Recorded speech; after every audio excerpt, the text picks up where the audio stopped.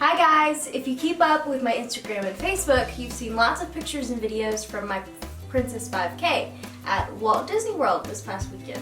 I wanted to just throw in a few clips and talk about it for a bit. Like every week, make sure you like, share, comment, and subscribe. So it was awesome, guys. If you watched the last video, you know that this was my first 5K ever and the longest distance I've ever walked. We drove down to Orlando on Thursday and I went straight to the expo for packet pickup. I was excited. I mean, come on, it was Disney. We stayed with my mom's friend Katie, who lives nearby, and on the way from the expo to her house, I started talking about how I felt like as long as I could get 8 hours of sleep, I'd be fine. My mom laughed and told me there was no way I'd get 8 hours of sleep because we had to get up at 3 a.m. to head to the race. I started to freak out, y'all. My cerebral palsy body needs a lot of sleep, more than the typical person, in order to function correctly. I was stressing out that I wouldn't get enough sleep to be able to do the race. I scarfed on my dinner and went straight to bed. Before I went to bed though, I laid out my outfit. It was Ariel themed, of course, because I'm a swimmer. We got up at 3 a.m. and headed to Epcot.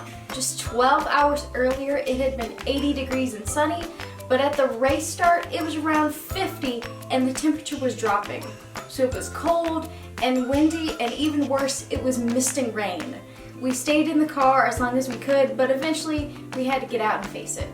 Katie got up and went to the race with us, and I am so thankful. I could not have done it without her. I was able to use my wheelchair right up until I entered the race corral and then passed it to Katie, who kept it with her until I finished, saving precious energy that I would need. While I was waiting with the AWD crowd, I met a wheelchair athlete named Jillian who gave me tons of advice about my race. The Athletes with Disabilities group started just behind the first crowd. I used my arm crutches to help me keep my balance and maintain a constant pace. The race started in the dark, so we wrapped fairy lights around them for safety, so no runners would kick them accidentally.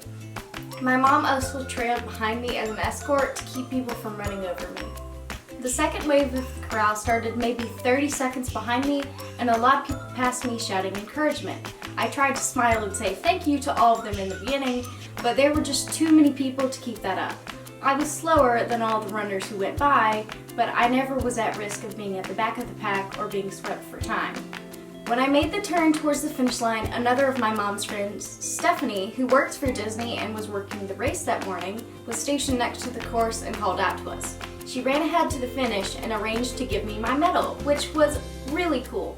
Carissa Galloway, who has been one of the race announcers for Run Disney for years, spotted me in the home stretch and even did a play-by-play of my finish. Let's hear it for Ariel coming in. Is that Sarah Kate? No! Ladies and gentlemen, this girl right here, Sarah Kate, give her some love. Years ago at the kids race, she went the distance and she didn't think she could, and now she's doing the 5K. Yeah! Yes! You guys, this is what it's all about. Absolutely. You did it!